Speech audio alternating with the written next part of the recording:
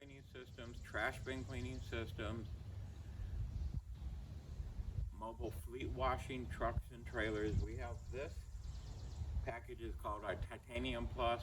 It's a new model for 2021. It's an early release. It's actually just going crazy out, blowing out the door right now. These have some very, very unique features that no other manufacturer that's tried to copy what we built have ever been able to achieve. First of all, we use an all heavy gauge steel trailer, 2-inch by 6-inch box tubing frame, 11 gauge, extremely thick steel throughout the whole unit, 14,000 pound rated tandem axle trailer with 4-wheel electric brakes.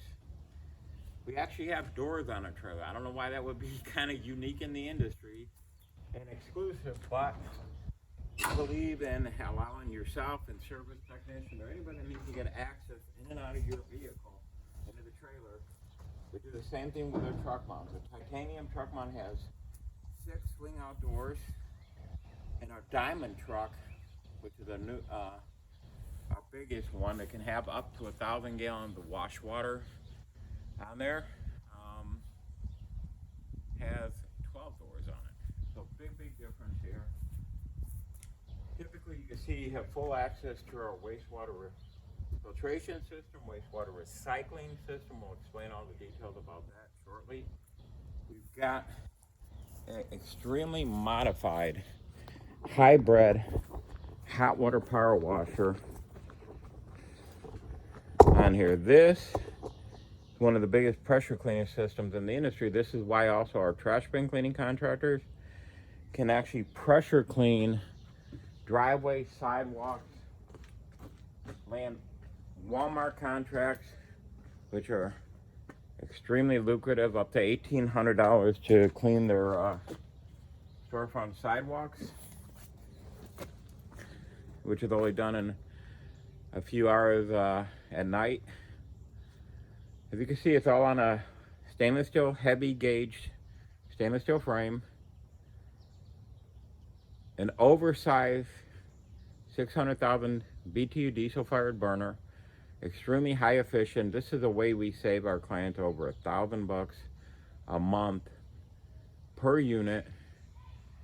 We're most like 12-volt hot boxes, which is the dollar store level way to heat water off of a pressure washer. The cheaper you can get. And believe me, cheaper is never cheapest when it comes to commercial cleaning equipment or any kind of commercial equipment. Anybody in construction, etc., janitorial, know that the cheap stuff, you're going to get a few days, a month, a year out of it. That's it. I have these hot water power washers with over 7,200 hours. That's equal to 500,000 highway miles. If you're doing 7,200 hours of driving at 70 miles an hour, yes, that's 500,000 highway miles. And our machines have been able to survive that many years and that many hours and even double shifts a day type of cleaning. This is hardcore hot water power wash. Once again, I've got 34 years of experience manufacturing pressure cleaning equipment and building mobile contract cleaning system, both truck and trailer mounted stationary units, wastewater recycling and filtration system, floor care equipment also have some experience in. So you name it. So you're looking at the expert that has already personally put over 1,000 individuals into the cleaning industry over the 34 years I've been doing this. So let's get into more of the features here. We actually, because of the new pandemic issue and some other aspects out there of Salmonella, E. coli, other things you encounter when it comes to dealing with residential and commercial trash bin cleaning and dumpster cleaning. So we also offer and install a free included right now for the months of July and August. We're going to add a complete chemical spraying system. We also have an unbelievable sanitizing solution that 5 gallons from us of our EPA approved sanitizing solution, which is EPA approved in all states in the United States here. 5 gallons will make 1,600 gallons of ready-to-use product. By the time you're said and done, it's just over 30 cents per gallon. So you can spray as many cans and carts, and you're talking about pennies, if even pennies per trash bin. So we wanted to incorporate that. We wanted the extra level of safety. Hot water, steam, and everything does work. There are some little 12-volt hot boxes that don't even get past 158 degrees if you try to even put only 8 gallons a minute through them. So you're not always guaranteed clean and sanitize on that. So we want to cover the basis and protect our clients from any kind of lawsuit or anything else. So by having the combination of the ultra high temperature hot water power wash with the biggest hot water burner in the industry, all self-contained system, powered by a 31 horse Vanguard hot water pressure washer, its own 3,000 watt brushless onboard generator, the oversized 600,000 BTU burner. Overall, between the combination of this, 12 volt burners or hot boxes that are used on like PTO trucks or on these economy hot water power washers, can burn up to 5.5 gallons of diesel fuel an hour. Yeah, you may save on a PTO truck fuel on a gasoline engine, which just only burns 1.75 gallons of gasoline per hour. So combined, the diesel fuel, doing a gallon and a half of diesel fuel an hour and 1.75 gallons of gasoline an hour, even in today's an exaggerated market, you're going to be spending about $10 an hour on fuel, where if you had 2 hot boxes or 3 hot boxes that are putting out, burning through 4 to 5 gallons of diesel fuel an hour, you're talking up to 15 gallons of diesel fuel an hour at $3 a gallon. That's $45 an hour. So there is savings on gas with a PTO truck. There's zero saving on diesel. Matter of fact, you're going to be paying almost 5 times as much because of the lack of fuel efficiency on the cheap. Yeah, I'm kind of envious, going with a little hydraulic PTO pressure washer pump for $2,000 and a nice $1,500, $1,800 hot box. It's a real way to increase your profit margin if you're manufacturing these equipment, but it's also putting an extreme amount of load on the truck. Most trucks that are sold in this industry are in a class between an F350 and an F550.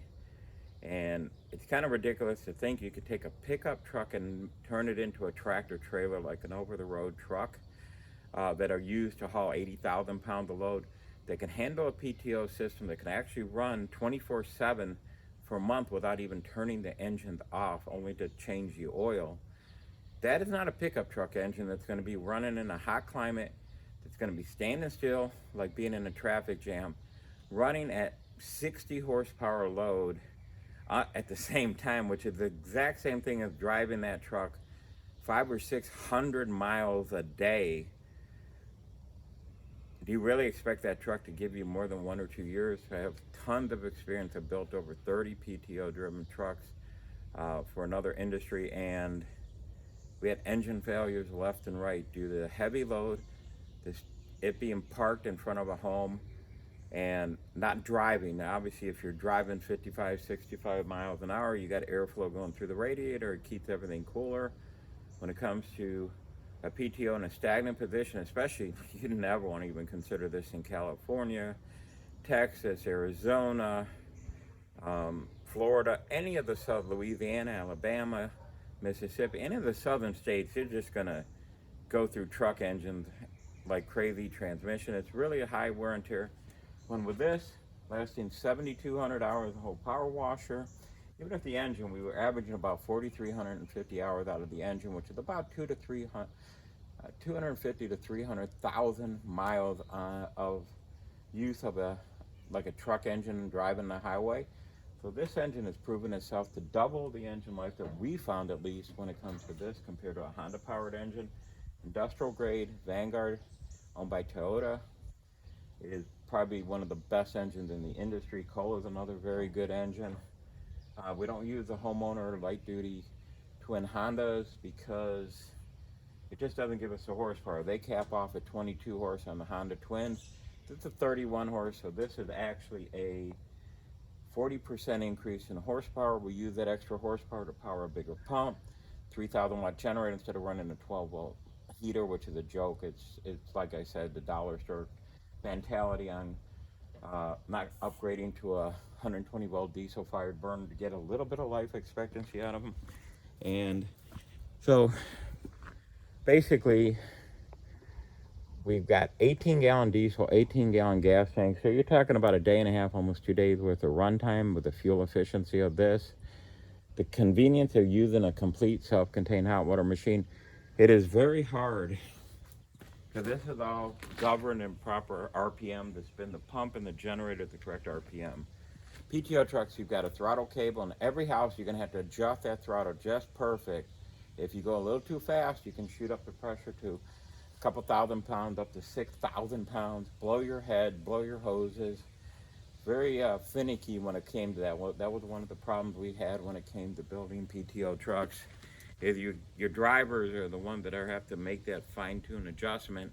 But you're talking about doing that all day long, where you park, stop, put the brake on, put it in the PTO gear in neutral, and operate that. So it's a difficult thing for very highly trained technicians. That's why people that do the PTO are like garbage companies and all that have very sophisticated workers that can handle that. It's not your normal worker that's going to run a PTO truck. Believe me. Like I said, we had 32 of them down in Florida at the time. So this is the hot water power washer, the 12-volt chemical system on the left here. Over here is a 20-gallon winterizing tank that's built onto all the units. Yes, it's even snowed in Texas before. It does actually about once or twice a year. So even if you're in a colder climate, it's nice to have everything you need. If you don't need it, you don't use it. But it's already well equipped, and it's not a retrofit. It's included just like the chemical system, just like the stainless steel frame on the hot water power washer, and the engine that's 40% more horsepower. Now the wastewater filtration system, our filtration system can actually filter wastewater up to 100 feet away from the trailer. So not are you reusing this to recycle and recover the wastewater from the trash bin hopper, go through the filtration system and bring it back to its own wastewater holding tank. Believe it or not, even a wastewater holding tank is a major issue for our competitors, because what they'll do, instead of transferring all the wastewater from the trash bin cleaning hopper here, which is technically an open top container, you can imagine driving around the streets with what's kind of ridiculous, anywhere from say 200 to 525 and even now 625 gallon open top container on the road, that if you know water, anytime you drive, move, brake, go up a hill, hit a speed bump, anything that you do, there is no way that you're going to contain the water. Just take a gallon of milk, put it 4 inches off the ground and drop it on the ground. You will see a geyser of water come out. That's the most ridiculous way, and it's not street legal. Let me repeat that. Hauling wastewater in a trash bin hopper that is unfiltered wastewater. Now people say it's gray water. Gray water is water, by the dictionary definition, go to the dictionary online and look up gray water. Gray water is water that goes down your kitchen sink after washing dishes, your bathtub sink or shower drain after taking a shower. The worst you can put through it is the washing machine water coming off your clothes. That's gray water. Gray water does not have pesticides from the yard waste bin, does not have herbicides, does not have phosphates. Sorry about that. Does not have phosphates from fertilizers. Phosphates from fertilizers are causing one of the biggest crises when it comes to property values, HOA communities, entire neighborhood, because right now there's a huge spread. It's almost a pandemic when it comes to water. Right now they have a blue-green algae that is killing dogs that swim or drink it, the water, pretty much get near the water. It's extremely toxic. This blue-green algae can, if you're transporting filthy oil, grease, oh, by the way, I'll add that too there. Since the popularity of Keurig style coffee maker, the pod coffee makers, and one thing that's kind of disappeared in most kitchens is a steel Folgers type coffee can, which is used for dumping hot oil and grease, from bacon grease to when you cook turkeys and hams, etc. Think of all that butter, all that oil that comes out of a turkey. Without a coffee can, where are you going to pour that? If you pour it down your sink, you're going to clog your sink. So you're going to do that once or twice, and then Roto-Rooter, Rapid-Rooter, somebody's going to come out there and they're going to charge you a fortune to unclog that practice, and you're probably never going to want to do it again. So by having the lack of that, I mean, people are trying to put them in bags, Walmart bags, whatever kind of bags, Ziploc maybe. Not a very good way to contain oil and grease. So what's happening, some even just pour the grease and oil right into the yard waste bin to absorb into the grass, the dirt, and that kind of stuff, thinking they're doing themselves a favor, but just leave that rancid, stinking, rotten food and rotten meat odor and other food that you might cook, like seafood, in that can. They might pour it over like Amazon boxes in their normal recycling bin. You know, it's just a real problem now. I mean, so they're, you know, without a real good solution for containing the oil. Now, oils are hydrocarbon. It only takes a few drops of oil to contaminate drinking water or contaminate waterways. So, for us, we've actually done something very unique, exclusive, and it works, and is very cost effective. Our filtration system only costs roughly $65 a month, to between 4 to 6 weeks worth. It's going to run you $65.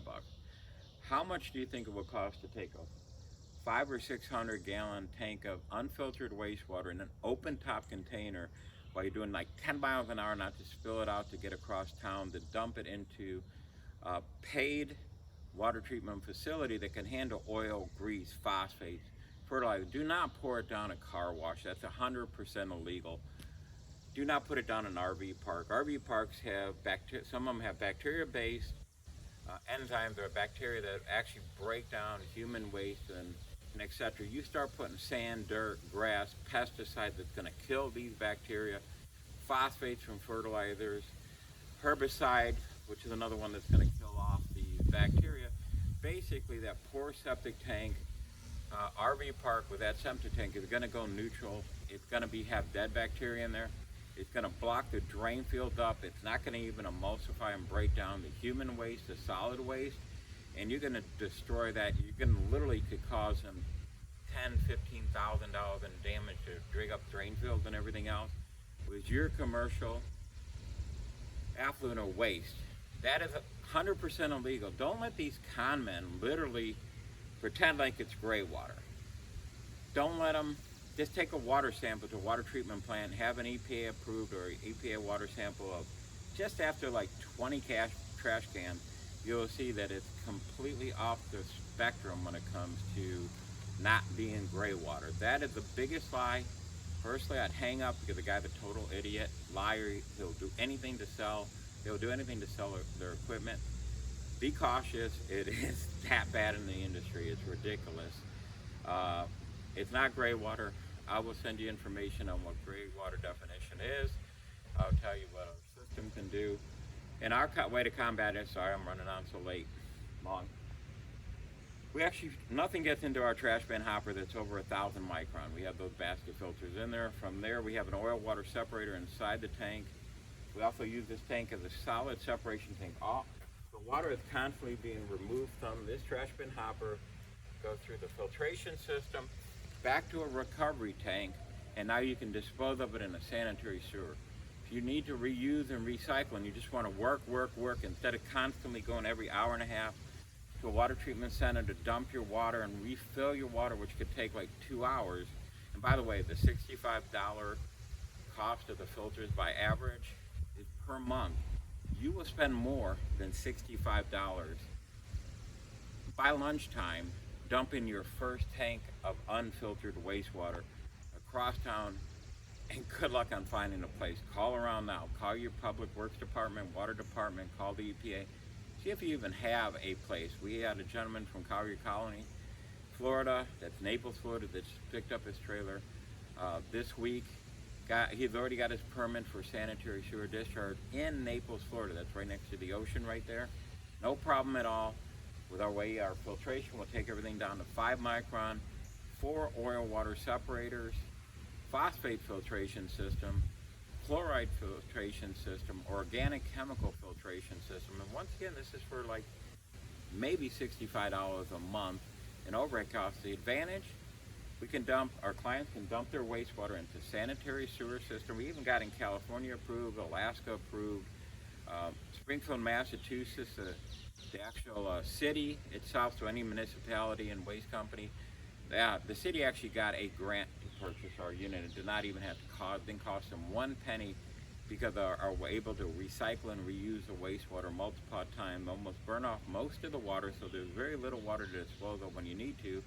And on top of that, so sometimes kind of hard to get a hydrant meter, which is a water meter that you can connect to a fire hydrant and fill these tanks up in a matter of 5 to 10 minutes in the community and keep on going. So within the same city or county, wherever you have your fire and hydrant water meter connection, you're good. And so typically having that ability, can you imagine going into a large community of 1,000 homes, 500 homes? We even have customers now with 250,000 home communities out there that are called master plan communities doing the services. If they had to constantly take all their vehicles and go to a water treatment plant, they'd be lined up at that water treatment plant all day long. That's why they're such a huge difference. Our machine, when it comes to starter cans, the starter can could be baked on, caked on, oil, grease, full of that kitchen oil, grease, everything. Feces, I mean, that's another thing. If you think of pet waste and diapers, how in the world can you call that? That's black water. That is not gray water when it comes to that. And there are people saying that's gray water. Once again, it's not. It can carry salmonella bacteria. That water going into a sanitary sewer is going to get you sued, and the fines are up to $50,000. So don't take a comment's word for it. Do your own homework. Call me. We will have enough information to fulfill that.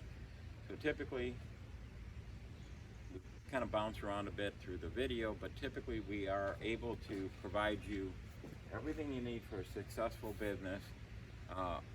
We're a fraction over the cost, but we are able to do 150 more of these starter cans, the first time cleaning, that are baked on cake. I don't care if there's 12 years of garbage in there, all kinds of like pet waste in the can, or any kind of oil, grease. 150 more of those trash bins in a single day than our competitors. We can do on maintenance cans, which are when you go back, now you clean that 1,000 home community, 2,000, 3,000 of the worst cans ever. Now you're able to do maintenance cans. Maintenance cans we do in about 8 seconds with this can. On the inside, you do want to wash the outside. You never see the other competitor cleaning the outside of the can, which is supposed to be done, because if you've got, oak trees that are huge and massive, like mine, and the garbage over here and the dirt and everything else, those cans get extremely filthy on the outside too. So you got to take the time and make sure you're also cleaning the outside of the can. But let me run through all this real fast for you again. So we have dual bin lifters, aluminum hopper that stays empty, so we're not having all that weight way past the rear axle, which increases the leverage. Our lever point, which really puts a lot of weight on the rear axles. That's why their little flimsy aluminum trailers are not holding up. We've got dual tank supply and recovery tank. We got our valve assembly. We can actually tie the 2 tanks together. So say you didn't want to or need to